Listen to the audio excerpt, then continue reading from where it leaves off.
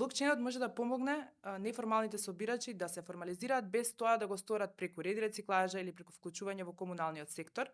Односно, тие би имале, например, ID, кој што на наједноставен начин тоа би бил како digital ID, за да им е олеснее, бидејќи знаеме дека тие немаат толку дигитални вештини да би можеле да користат NFT или слично. Затоа тие би можеле да го имаат тој ID код, каде што количините кои што ќе ги соберат, на начин на кој што веќе ги собираат, ќе може да го однесат во центар, каде што ќе се измери, ќе го дадат својот код и тоа автоматски влага во чейнот, во ланецот на известување, и не може да се измени. Значи, ако се влезени 5 кила на пластика, тие до моментот кога ќе стигнат на рециклажа останува таа килажа и се знае дека тој човек ги има донесено. Вториот дел во овој ланец е транспортот.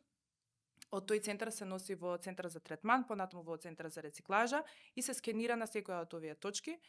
Кога ќе пристигне на својата последна цел или последна станица, која што е рециклажата, неформалниот собирач во случајов би бил платен автоматски преку блокчейн и со самото тоа неговата работа е формализирана, признаена и платена соодветно.